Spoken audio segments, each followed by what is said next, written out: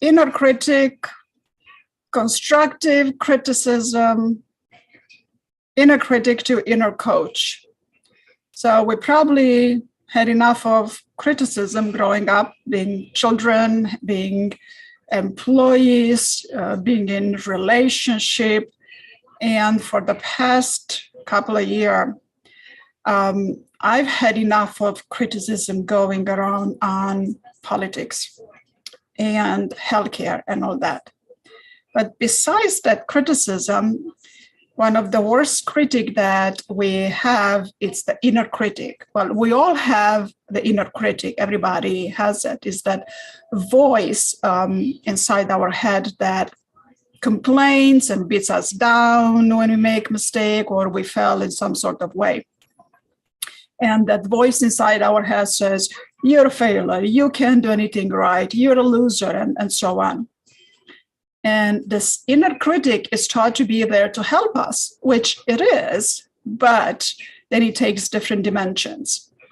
And more often than not, these words do more harm than good. I'm not good at anything, because that's not possible to not be good at anything. You're good at something. Yeah, you get something right. And too much inner criticism can lead us to self-doubt and often to self-hatred. And we have seen a lot of hatred going on around the world. And hate is not good. We don't want to promote hate. So we want to be kind to one another and want to be kind to ourselves. And we want to learn how to move from the inner critic to the inner coach. Yeah, that's a pretty good concept, right? Because the inner critic, this voice inside our head that it's called the inner critic, we also know this inner critic by other names: judge, saboteur, super ego, well, maybe narcissistic. Well, those narcissists, all they do is complain. But the narcissists, they complain, they do everything right, everybody else does wrong, and they critique everybody else. So we're not going to talk about narcissists. The inner critic is supposed to help us. It's supposed to be supposed to. Which way do I want to go with this direction? I had a stampede of sentences. All right, so inner critic in cognitive behavioral therapy, there is some of activities that are called automatic negative thoughts, ANT. Yeah, automatic negative thoughts. We all have automatic negative thoughts, and somehow humans are prone towards automatic negative thoughts as opposed to positive thoughts. So these automatic negative thoughts, they're relentless and they're destructive, and there's that chatter that we have inside our head, that negative self-talk, right? But our inner critic can often be very cruel and can be very damaging. And the strength of the inner critic impacts determine our overall mental well-being. And when we have so much criticism going around in the world, and we see leaders criticizing and over-criticizing, a lot of people are affected by this criticism, and their inner critic, which is a natural mechanism, their inner critic turns into more criticism, or inner criticism turns into hate, self-hatred, and then it affects people's mental well-being. And the voice, the destructive voice, is never satisfied. And then you follow those leaders that keep on critiquing. And now we're dealing with November elections. And there's a lot of criticism, political opponents. So it affects our mental well-being. So it's good to it's good to make a note of it. And it's also good to know that we have automatic negative thoughts, ants inside our head, automatic negative thoughts. Because this voice of the inner critic is never satisfied, and it can spoil anything that we might achieve. Doesn't matter how impressive it might be. And oftentimes, what we achieve and what we consider to be a success, if we share that with somebody will say, "Oh, that's it." So don't share it with somebody. And if you know that somebody it's prone to a lot of criticism, don't share. Be happy with what you've achieved. Because oftentimes we don't need somebody else's opinion of how good we're doing. Rather, we want to be encouraged, right? Because the inner critic magnifies the negative, spreads a disconnect, and makes everything worse in our life. But there are many, many strategies that can weaken the power of the inner critic. A lot of strategies. And well, the easier one is to remember that we all have an inner critic. The inner critic is not going to disappear. They all have automatic negative thoughts, ants inside our head, automatic negative thoughts. And when we recognize that, we can change our thoughts. We can redirect our stream of thoughts. Right? And I teach a lot of techniques about redirecting the stream of thoughts. Okay, and I need to turn this off, right? Because the inner critic it's been given numerous different labels, and there's a lot of theories ranging from psychoanalytical to neuroscientific models that describe the inner critic's origin and suggest strategies for how the inner critic can be silenced. Oh, yeah, enough of criticism. Let's get him quiet. And a lot of psychologists agree that the roots of the inner critic are to be found in childhood. And it's like, no kidding, because as kids, as growing up, we're constantly told, don't do this, don't touch this, that's wrong. So we're so conditioned to narrow our experience, our activities, and this in turn conditions us to narrow our thoughts, to definitely become the inner critic. And then we go to school, and then we are being graded whether we do good or not. Well, we're supposed to be graded in school because we want everybody to do good in school. But to get to a point that the inner critic interferes with our self-esteem and self-worth, that's quite a long way. And Sigmund Freud calls this inner critic the superego, that can be cruel and a self-flagellating force. This voice which can be sadistically punishing and tyrannizing the ego. So we have the ego and the superego. And I'm going to talk about the ego in some other time, because the ego is not the bad guy. Apparently the superego, as Sigmund Freud describes it. And when the superego is in overdrive, we spend most of our psychological energy on inner war and have little to give to the outside world. So you see why the inner critic is not all that helping. It's not helping when it takes us down. So we ought to learn how to turn the inner critic into the inner coach. Randy? Yeah, unfortunately, there's been some bad examples of coaches.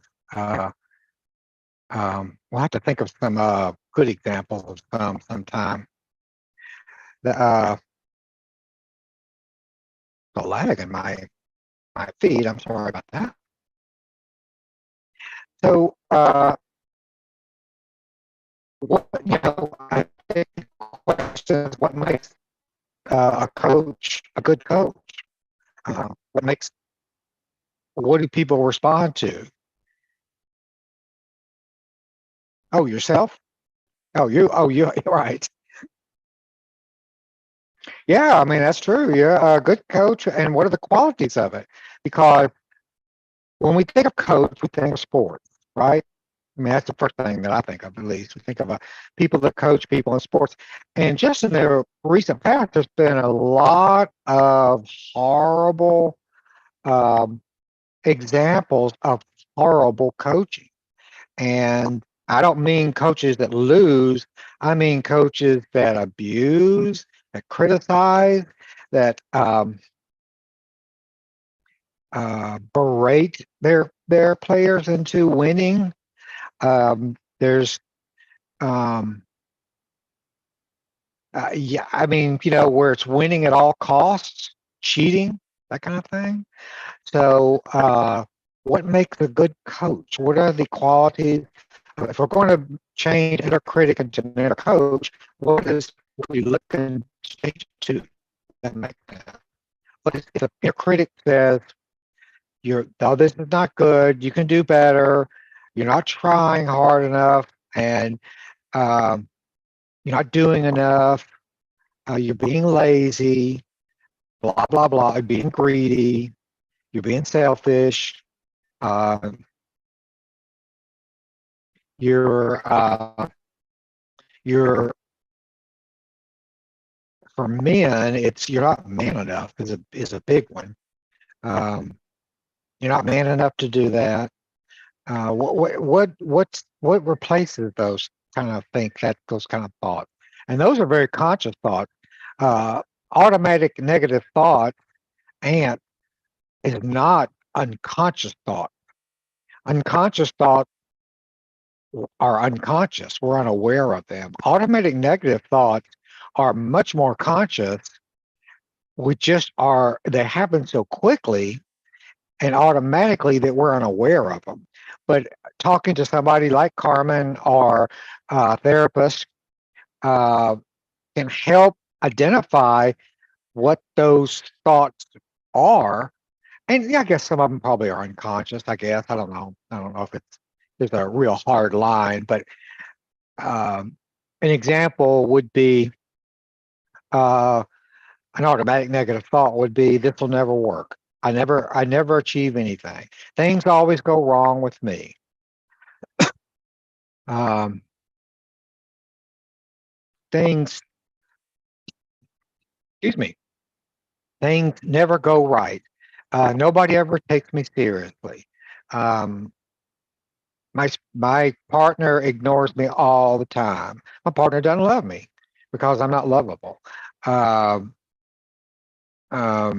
yeah, that's just off the top of my head. There's an infinite number of them, and they're very individualized. So I don't know, Carmen. You had much more experience in coaching than me. You can get some ideas of what you think are good coaching strategies. Well, my coaching strategies with inner critic. One of the first things that I approach in coaching and also in hypnotherapy is the criticism. And I keep saying to everybody that in the victim, rescue, prosecutor triangle, which is the drama triangle, which is the basis of a lot of therapeutic triangle, because people come to therapy and to coaching because of one of the victim, rescue, prosecutor issues. So as a rescuer, so to speak, it is easier to disengage the critic than to disengage the victimhood, because victims exist as a natural disasters. But criticism, it's a learned behavior, and it's much easier to disengage that. But in addition to that, we want to know that there are scientific explanations to inner critics. And I keep talking about the amygdala, that we want to be friends with our amygdala. And a lot of people don't know how to do that. A lot of people don't know that this inner critic that resides in this particular part of the brain. And there is a part of the brain that deals with the primitive behavior, with the survival mechanism, and this located in the brainstem. And the older part of the brain that is tasked with physical survival and the fight or flight response, right?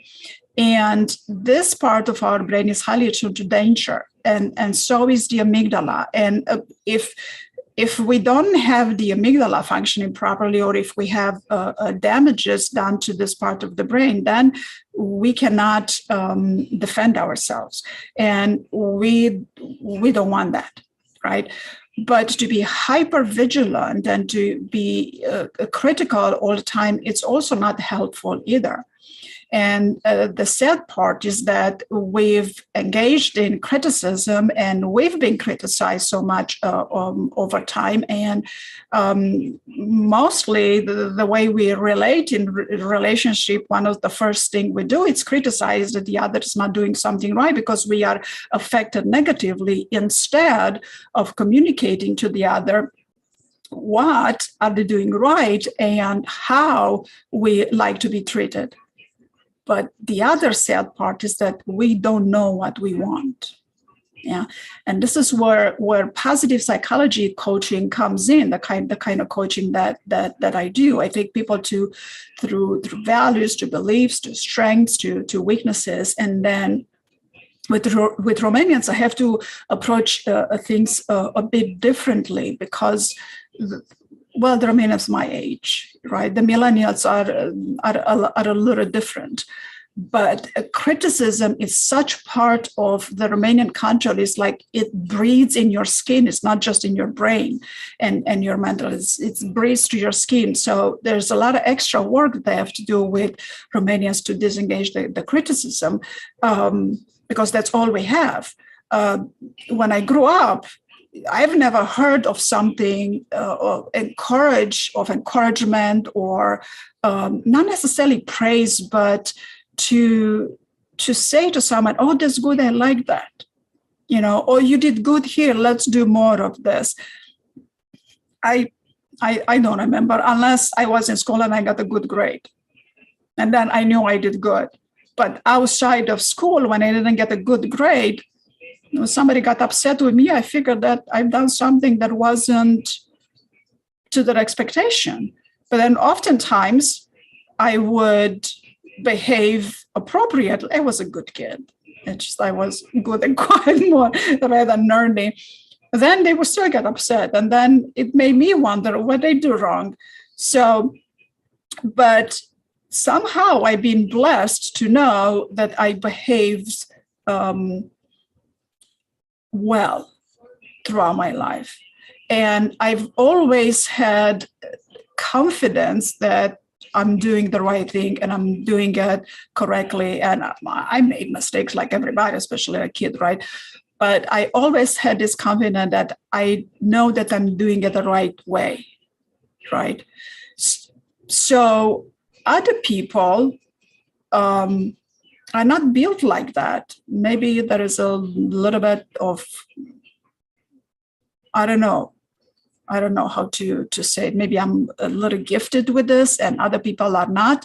But this is what makes me a good coach, that I can take people into the positive aspect of the inner critic. And I take the inner critic and move the inner critic to the inner coach, right? Because being in this hyper-vigilant mode and constantly looking out for threats and constantly looking out for what did we do wrong, if somebody is upset, like what did we do wrong? Well, it's not necessarily that we do something wrong. Maybe they're just not feeling well. Maybe just running a cold, or maybe just they have an ache of some sort of something. Or they may have a neuromuscular condition and their face droops down and they're happy, but it doesn't show on their face. So it's not always that we do something wrong. But I rather us focus on what is it right that we're doing that we can get feedback on. And through the emotional intelligence training and expanding our emotional intelligence and positive psychology approaches, we are learning what is the right thing to do, right? And one of the necessary ingredients and one of the requirements for increasing emotional intelligence is empathy. And empathy means paying attention and care about how the other is feeling, right? If the other is in a stress mode and is going through some sort of pain, you don't want to be overly happy with them. Or if they're overly happy, you don't want to ruin their happiness by criticizing them. So not only with us, but if we don't know how to silence our inner critic, we can begin with being less critical with others and figure out ways on how we can do that, because it might be easier at the beginning, right, to figure out ways. And then if you go and figure out ways, you're already going into the inner coach mode. And then if you don't keep on figuring out ways, there might be just a boring life. If you keep on doing the same thing, and you're not going to get different results. It's just, you're not. And the thing with this inner critic, the parts in the brain and engages the amygdala, involves this limbic system. And we want to be friends with the amygdala. And the amygdala regulates our emotional response and triggers the release of the stress hormone, the cortisol.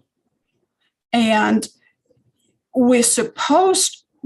amygdala is supposed to be doing that and release all of this cortisol and the adrenaline when we are in an accident and when we need to defend our life. But to have amygdala always being triggered, like with the inner critic and with the stress, and whether we worry if somebody's going to criticize us or we criticize ourselves, it's not healthy, because the more stress you have it's gonna lower your immune system, and without the immune system, you don't have a defense mechanism. So you don't want to ruin your defense mechanism, right? Because originally the inner critic has a positive function, yeah, and it's positive. The very first positive function is to ensure our survival, yeah. And it's the survival includes not just spotting out and recognizing danger, but also the inner work in the form of psychological sense making. Yeah, in particular, it involves the construction of narratives about ourselves and others that are bearable. Yeah, narratives. What is the narrative that goes inside our head about ourselves and about others? So we want to take a look at it and to pay attention. What is that voice inside our head keeps on saying? For example, children who feel unloved or constantly criticized, or children that are victims of abuse, well, they will definitely tend to blame themselves rather than blaming their parents. And this takes the triangle of the victim, rescuer, prosecutor out of tremendous lack of balance, right? And it makes it even harder for the inner critic to keep on going and going and going inside your head, because the kids, as kids, we depend completely on our caregivers, whether we have parents or whether we have caregivers. We're completely dependent upon them. We cannot go about life without somebody taking care of us up until we become adults and we can get a job, right? And a lot of people that don't grow up in a functional family, they end up having jobs as teenagers, right? Well, we don't want to go into child labor because that's a very sad subject. But these kids that we depend on the parents and our caretaker, they do acknowledge the parents or the caretaker cruelty and unfairness and their incompetency, but still as a child, you can't do much about it. Because if you do something about it and if you say something about it, The older one, we're just going to say, no, it's not like that. And even though you know as a child that, well, that's not right, the way you treat me. And then the older, the more senior is going to come, well, you're wrong. And then you, as a child, you begin to doubt yourself. And it's not good. It's not good. And then you wonder how criminals turn out to be criminals, right? Unless they have a severe chemical imbalance in their brain, in their chemical makeup, biology. A lot of these criminals, something has happened in the childhood so tremendously that they were affected so badly that that's all they knew. Well, some of them are lucky to get out of it and learn something new, but some of them are not. And a lot of them are not privy to cognitive behavioral therapy. They're not privy to positive psychology. They don't have access.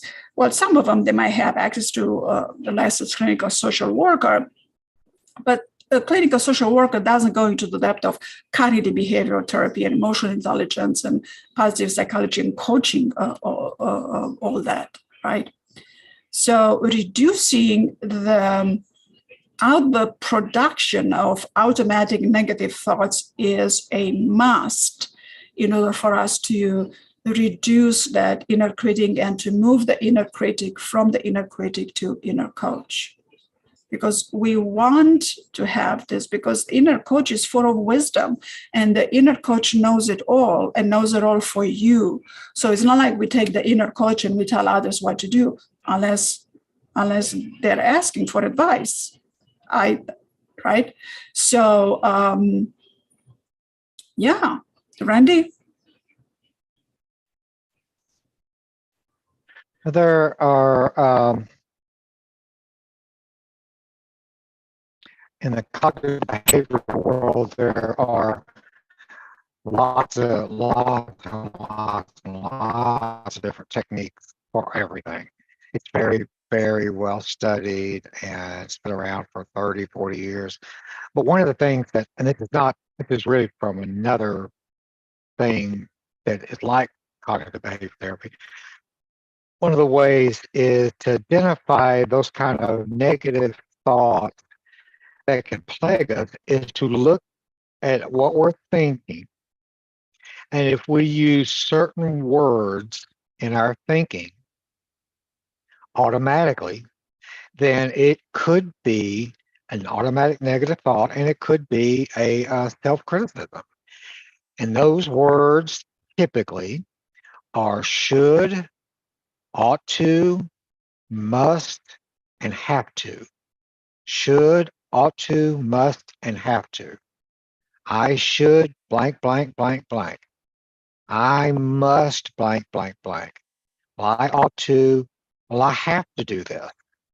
And when we start thinking with those absolutes, then there's a good chance that we're thinking negative thoughts because everybody can't do everything they should do 100% of the time, all the time, their entire life.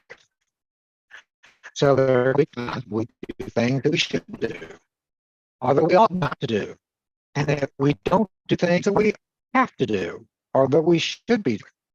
And how do you deal with those kind of thoughts? And one of the ways is it really takes a coach, a good cognitive behavioral based kind of coach if somebody wants to go that route.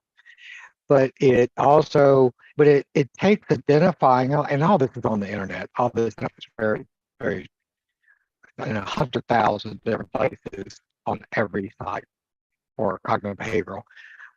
But yeah, with Carmen's website, Carmen's gigantic website has all these resources too. It's massive, massive, lot of educational stuff.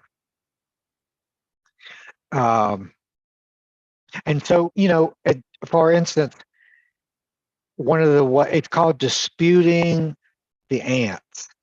And I think they call it DANTS, dance. Dance. Anyway, it's disputing them. And one of the ways to dispute it is to say, well, who said this? Well, get uh, if I get obese, I should never get more than 10 pounds obese because I'll be a fat slob. Well, and then the world, and that's a different type of thing, but then the world then my whole world will end. I should always eat not only healthy food, but I should always count every calorie. I should always watch every single thing I always eat, because otherwise disaster will happen. Well, who is saying this? Where is that coming from? That's where the inner critic comes in, because to be a worthy person, we should be doing certain things. And when it comes to overweight, this is different cultures and different countries. They have different approaches to it. Europeans, for example, they're very, very heavy on not being chubby. And they're so critical people about themselves, especially women, at not gaining weight. And a lot of them refrain from eating, and therefore they don't get enough nurture through their food. And that's devastating. I remember, I don't know, a couple of years ago, I got together with some Romanians, and there happened to be a gentleman, highly educated gentleman that had the beer belly. And that gentleman, shortly after interacting with that group of friends who were at a table, complimented me on my physique, that I didn't let my body go as opposed to other women. Ooh, he didn't know who he was talking to, right? And then I looked at him, and he's the one with the beer belly, right? And I let him have it. I started talking about the hormones and what happens to a woman's body when, giving birth, and all of the hormones that the male doesn't have. And just to have someone without a slim physique critique someone that doesn't have a slim physique, it's a bit, at least over here in the US of A, it's like, what you talking about? Look in the mirror first. But this I wasn't going to talk about overweight and about the weight loss, because it's such a huge topic of discussion, and a lot of women are so negatively affected by it. Well, men too, but women worry about their appearance much more than men, because they're rewarded, not necessarily positively, but they're rewarded into how they look. It's looked upon, like this gentleman just. He figured that women over 50, they shouldn't let themselves go. Let me give you a few hormones and take a few hormones away from you before you grow a beer belly. Anyway, so let's leave that aside, because I can talk about this for too long of a time. But one of the best approaches, there's many approaches, but one of the best approaches to quiet that inner critic and take the inner critic to the inner coach is acceptance and commitment therapy, ACT, right?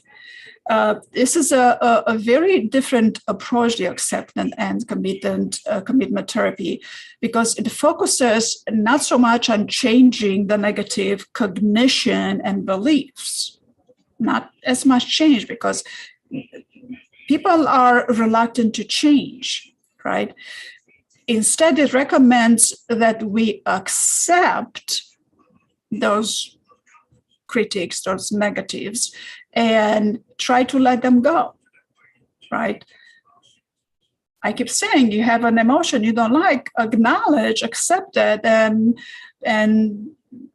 it's gonna get away in a little bit. But if you keep on fighting the negative emotion, you're just gonna, if you meet resistance with resistance, you're just gonna get more resistance.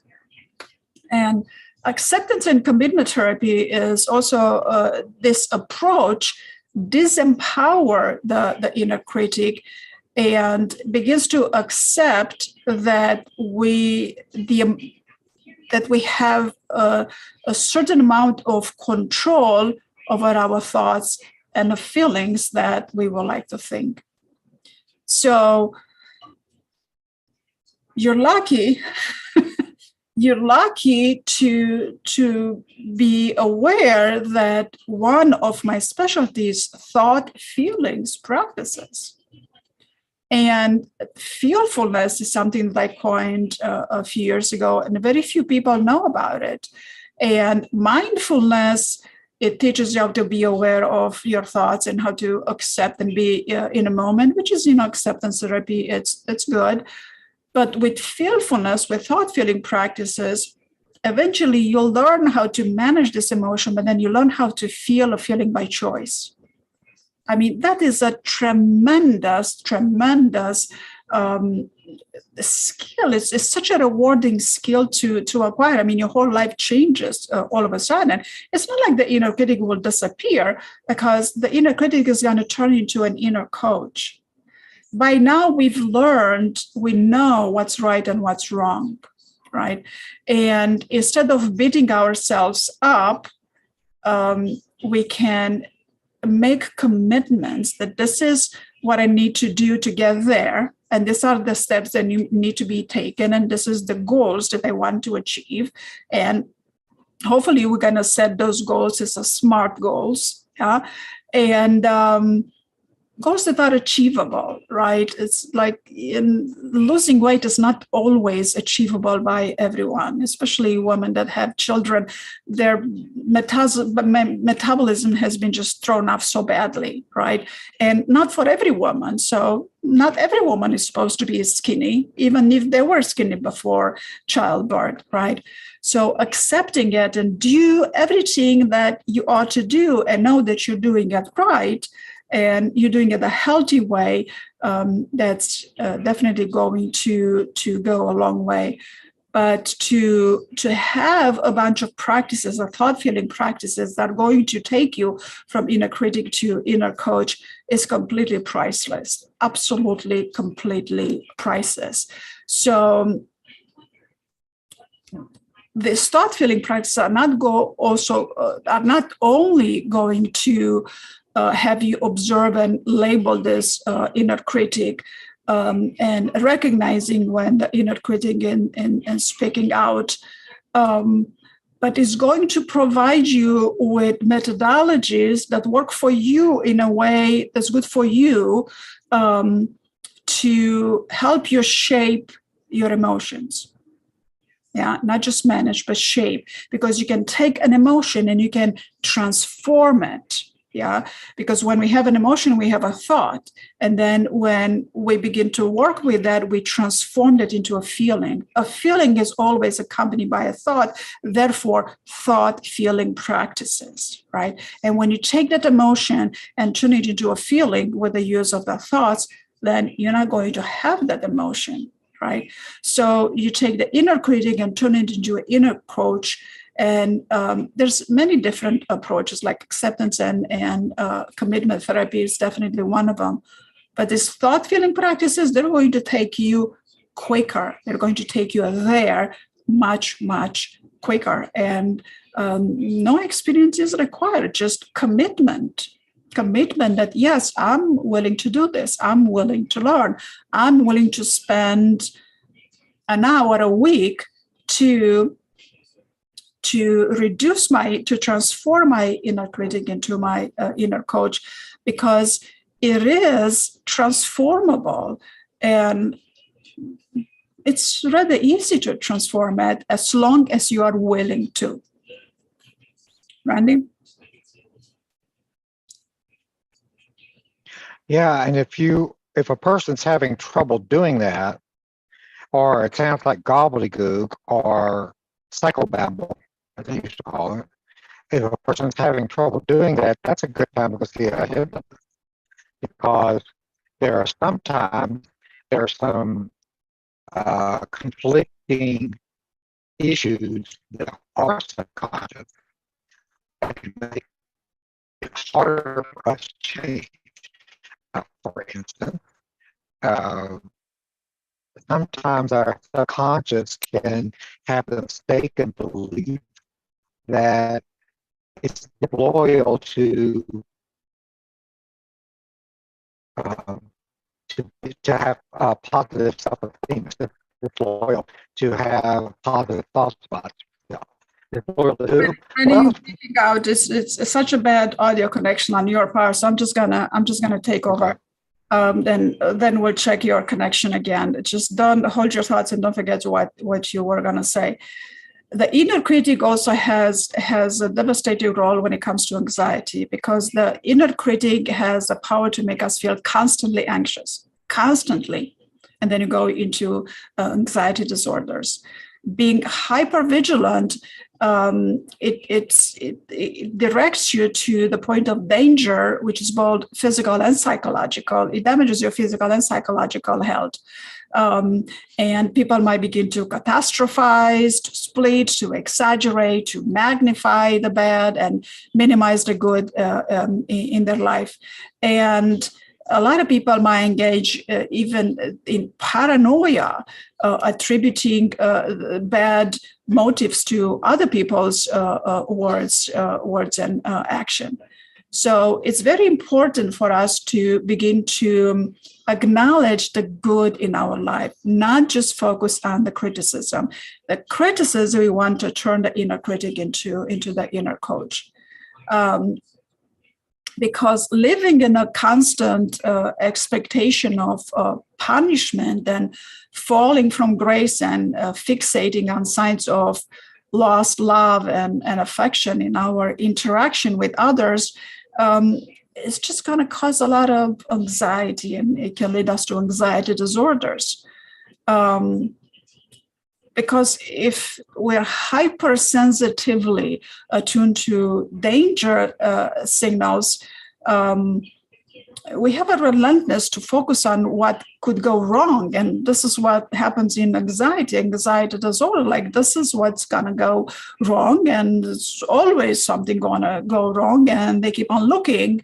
Anxiety disorder have you look for what's going to go wrong instead of what's going to go good, right?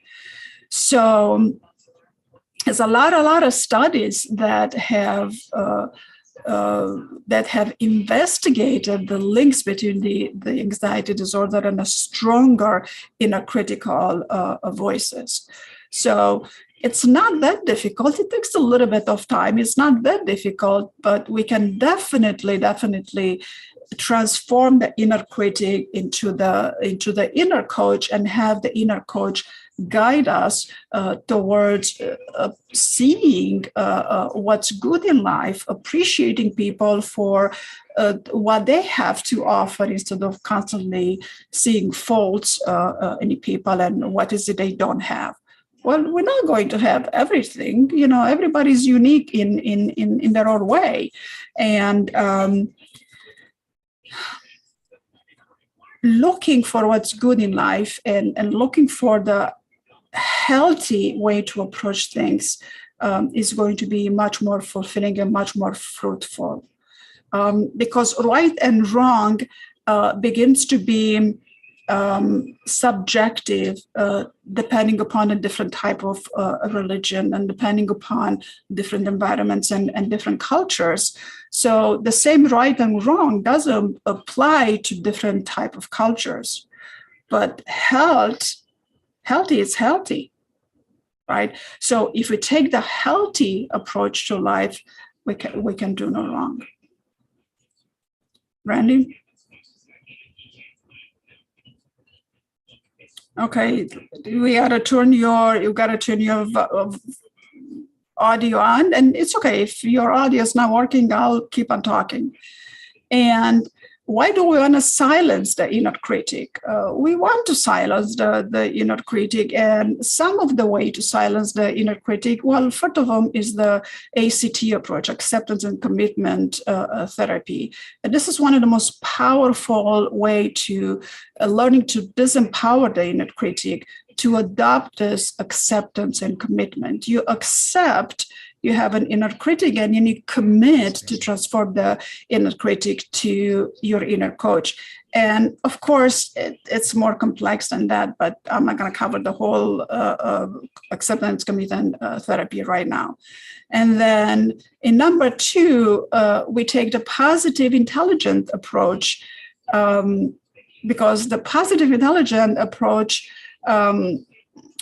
it says that only 20% of the individuals achieve their true potential, and that we barely use 20% of our brain, or even less. So if we take the positive intelligence approach, we want to constantly look for new healthy ways to achieve our goals, because if we do the same thing over and over, we're not going to get different results. We're not. So if you want different results, you have to do something different, right? It's not change. I mean, a lot of people change can be a little or can be a lot, and the word change might be frightening to some people, but doing things differently doesn't necessarily imply change, just different, right? Because different can be very, very powerful, right? And then there is cognitive behavioral therapy, right?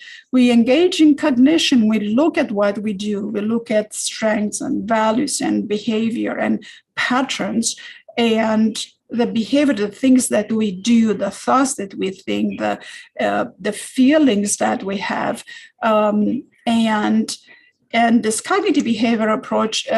It's very good at weakening the impact of the inner critic.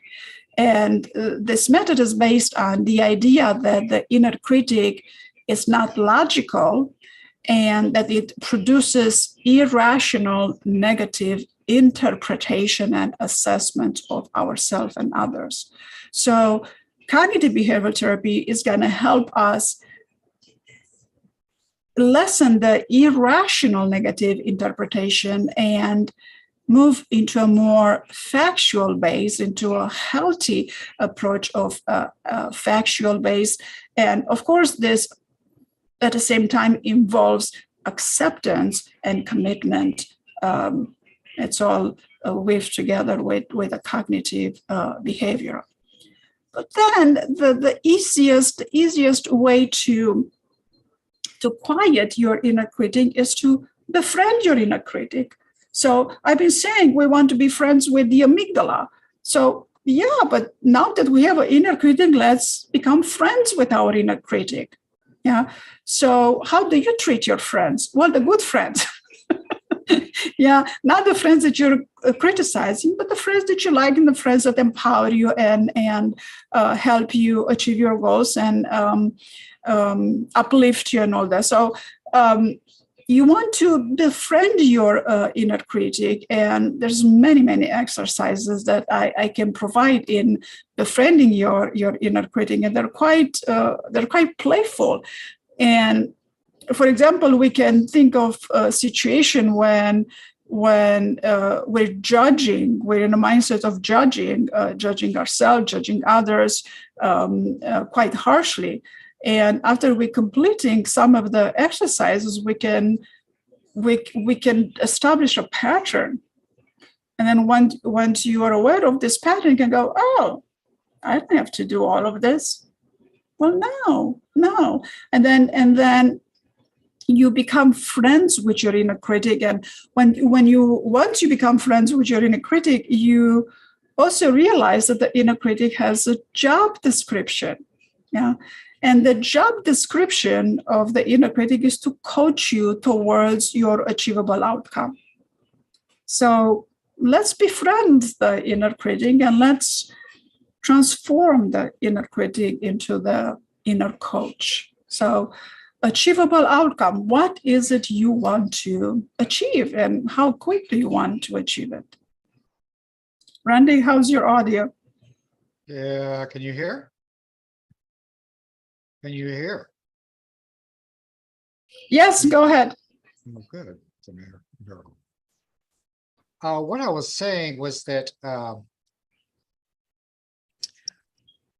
if a person runs into some difficulties doing that, then hypnosis or hypnotherapy might be a good option to figure out why. And it doesn't take 10 sessions, maybe 2 or 3 sessions to see if there's some kind of subconscious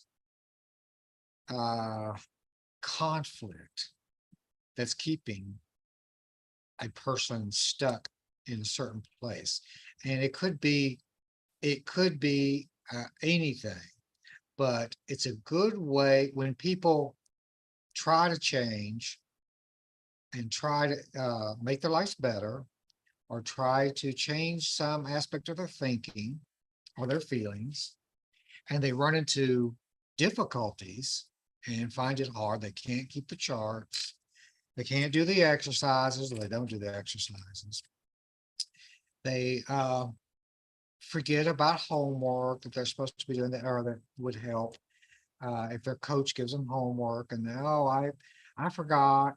I had a person I've been practicing hypnosis with, just kind of out of fun, and part of what I told her on the first time we met, that I'm going to teach you some self-hypnosis, and it's the ideal is 3 times a day, but 2 is good. 1's better than nothing. And the night before our second session, she emailed me. She said, now, what about that self-hypnosis about it? And this has been like a month later. And I was like, well, okay. You're supposed to be, not supposed to be, but to make things go better, it's better to practice it as much as possible. And I realized there was something, and it was confirmed, something in her subconscious that was preventing her from moving forward. Nothing, nothing dark and horrible and like a spook house, but it was some conflict she had about being a different person than she was. And there was some internal conflict she had. Hypnosis was able to pull that out. So it's a good thing to consider if somebody is really struggling, trying to change and trying to improve themselves, trying to become a better self-coach and all, and it doesn't make sense. They don't understand it. They give up. They do it for 10 minutes a day, and that's it. Then they can talk to a hypnotherapist, and hypnotherapist can help them see if there's some subconscious issues that need to be resolved. There usually are. Oh, hypnosis, it's such wonderful, and it works so quickly, and to get to the root of the problems. And the only way hypnosis doesn't work if people don't want to implement the changes, if people are resistant to changing. So most of these people, they're in a freeze mode, fight or flight. They're in a freeze mode. They're so frozen into their anxiety or into their depression or into their inner critic, that these are the only people that are not going to get results. But as soon as you acknowledge that, then give hypnosis a try and see the benefits that you're going to reap. It's not like you're going to have 2-3 hypnosis sessions and you're not going to be criticizing at all. That's not how it works, because we don't want to get rid of the inner critic, but we don't want the inner critic to turn into anxiety disorders and to turn into paranoia and to affect the health and the well-being, and to have you not accomplish your goals. So hypnosis is just wonderful. I mean, me and Randy cannot talk enough on how wonderful hypnosis is. And there's so many different techniques on hypnosis. And the good part of the hypnosis, at least with my clients, I record the guided session, not a private conversation, but the guided session, and that I make it available. And guess what? When they listen to the session again, that's self-hypnosis. right? Because they're doing it on their own. It's a recorded, customized hypnosis for that particular session. And I encourage all the clients to listen to that again and then reap the benefits and be fruitful out of that. Randy? Yeah, well said. Yeah, I guess well said. And um, to just add into it just a bit more is that it doesn't take 10 hours of hypnotherapy to get that achievement. A competent and good hypnotherapist would be able to let you know one way, or let a person know one way or the other within a session or two that they can help them and they can help identify. One of the interesting techniques that some hypnotists do, I have not done it yet, but I want to do it one day. And Carmen, I think you use it a lot. I think you told me is the pendulum. Don't you use that, Carmen? No, actually, I don't. I thought you did. No. I haven't used it before, but what that is a person with a hypnotist there just holds it there, and there's a chart that's used, and it says yes, no, and maybe is crossways. Different charts are different ways, but I've seen this done before where the hypnotist will say, let the person, the client, hold it over the chart and say, are there blockages in your subconscious to you being happy? And just let the pendulum move. It's not moving by magic. It's not like the mind's making it move like a Ouija board movement thing. It's that your subconscious will microscopically give little movements that will start moving that pendulum one way or the other. And it is so amazing how interesting and how accurate that kind of thing is. It's only yes or no questions, but it's amazing how effective that kind of process is. But that's the kind of thing a hypnotist could help somebody look at if they're having trouble improving their lives, and learning to be more self-coaching and more positive. Now that you bring that up, I used to use this pendulum in the healing techniques. And you're right, in getting yes or no answers, or maybe taking the crystal part, not just any pendulum, but the specific crystal part, and then walking it through a person's a different body area and see where the pendulum will move. So it can be of a lot of benefit, but no, I don't use the pendulum in hypnosis. Maybe I should give it a try if some people are interested.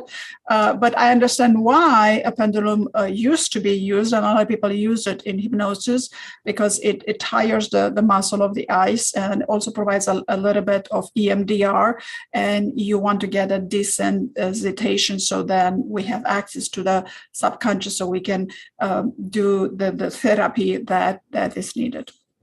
Well, and I'm sure I would be willing to bet you've done these other kind of things. Another thing is having ideomotor signals where a person is put in a nice deep trance and just relaxed, and when their conscious mind is relaxed and calm and just kind of off on the side there and taking a smoke break, then the subconscious is there more. And I bet you've done this, Carmen. I would bet. I haven't done it when you've worked with me, but I bet you have. Is okay. Is your subconscious available to answer questions today? If it is, raise your right finger just a little, and their finger will go up. Mm-hmm. Okay, and you can put it down. Yeah. Same thing as the pendulum. It's just doing it a different way. Yeah, because the beautiful thing about someone going to therapy or someone coming into for hypnosis or for coaching is that they want to change. They want to implement change. They want to make something better. So this is the most wonderful, wonderful thing. And like you mentioned so many times before, hypnosis is not covered by insurance. So someone that takes the time to, and also to spend the money to come to hypnosis, they really want to change something. And hypnosis is not limited to just quit smoking and lose weight, because that's not it. Because a lot of people don't want to quit smoking, but they want the hypnotist to have it happen. And that's not how it works. You have to want, but then outside of that, people coming to hypnotherapy, they want to impact, to have a change, to have their life impacted positively. And that is such a wonderful thing. That is sky's the limit with what we can do, and how much good we can do with it, how much health we can improve with that. Yeah, and it doesn't have to be even to change horrible bad habits or ways of thinking, or changing your inner critic. It can be just to keep me motivated to keep going. Things are going well, and I just need a little booster shot once a month to make sure that I continue on that route. And yes. Yes, definitely. I had a lot of hypnosis. I received a lot of hypnosis, and I've seen the great impact that it had over criticism. Let's talk about criticism, because we're at a criticism a topic today. So I have been affected by other people's criticism. So it had affected me too. I think everybody is affected by that. And I've had a lot of hypnotherapy done to, I was able to eliminate that, it to such degree that if somebody criticizes me, I say, well, thank you very much. And not being offended by it, right?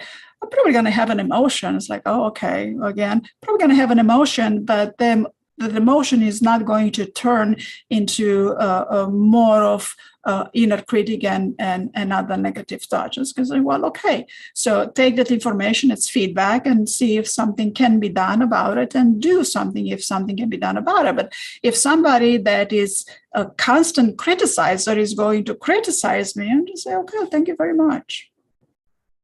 Do you think Milton Erickson had a lot of criticism?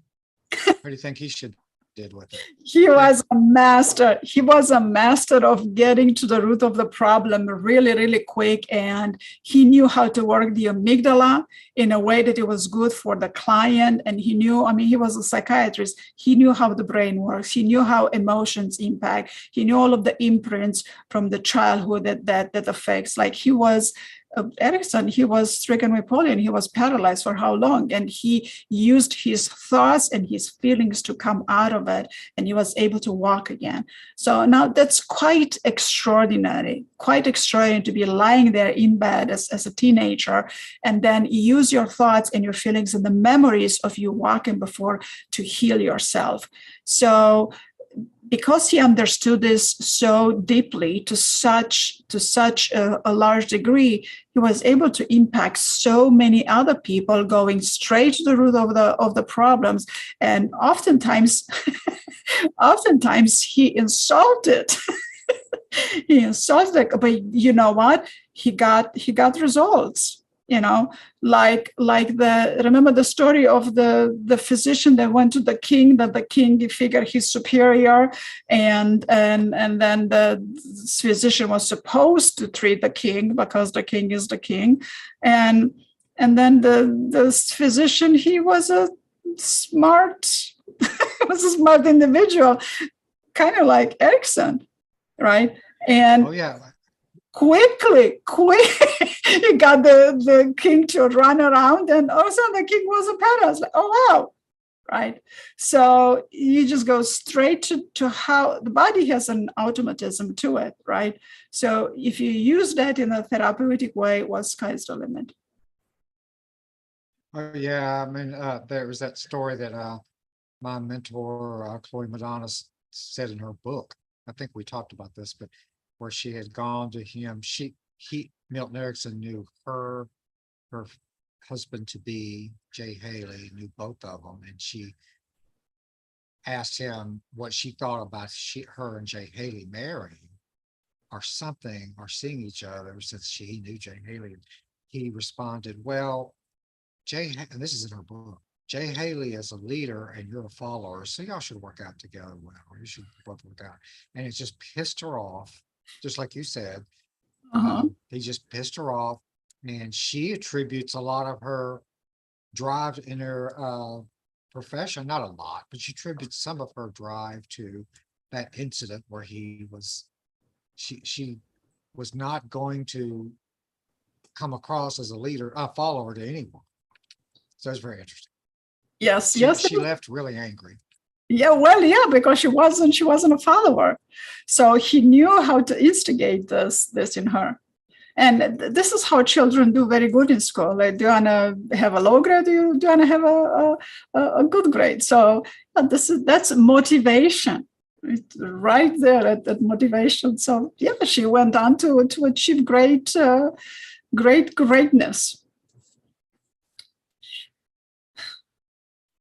All right, so we've been going on for over an hour. Should we put a stop to it? Drained our mental resources for the night, at least. Okay. So yeah, this is good. And we'll have some other good topics, good ideas to take home. And me and Reddy are always available for hypnotherapy, specifically Ericksonian. Other techniques too, but Ericksonian therapy is Ericksonian hypnosis is therapeutic. The other kinds are good, not just Ericksonian. I mean, all hypnosis. Well, not all. Not all. But yeah, there's different styles. Most people aren't going to know the difference. They just want to come and get their problems fixed. They're not going to know if it's Ericksonian or not. It's just kind of an interesting talk among us professionals. But that's true. But I tend to gravitate more towards the Ericksonian style, because the Ericksonian is very permissive, and it guides the client to find ways that are good for them in a way that's good for them. Even though Erickson did not like stage hypnosis, and you love stage hypnosis, so it's a conflict. I don't like stage hypnosis either. I never believed in stage hypnosis up until I went to the hypnosis conference and I saw the comedy show on stage hypnosis, and now, well, I knew how it works, but now that I've seen it firsthand, it's like, oh, okay, I see. It's entertaining. The stage hypnosis is entertaining, and that's all. There's no therapy. It's just entertaining. You just go over there, you feel good, you have a good laugh, and that's that. I had a class with somebody once who she was on the not anti-Erickson, but she was on the other end of that spectrum. And her argument was, and she's a very bright person, was that all of our hypnosis is performance. We're basically performing with our clients. And so we have a lot to learn from stage hypnotists, because they are performers and they are very persuasive. So she was on the whole opposite end of it. She said, we all, every session's a performance, basically. We have to learn to present and to act in a certain way. It's interesting. Yes, definitely. We can always learn and add to our repertoire. All right, so tonight has been good about critic, inner critic, transforming the inner critic to inner coach. Hopefully you got some really good tips. This is available for you to listen to it again and again and again and again. We definitely want to minimize and reduce the amount of criticism and turn it into feedback and constructive criticism, and transform the inner critic into the inner coach. And if you cannot do that by yourself, I'm here to coach you. I'm here to do hypnosis. Randy's here to do hypnosis. Come on in. So for right now, have a good night, sleep tight, have good dreams, and we'll see you next week. All right. See you later. Night.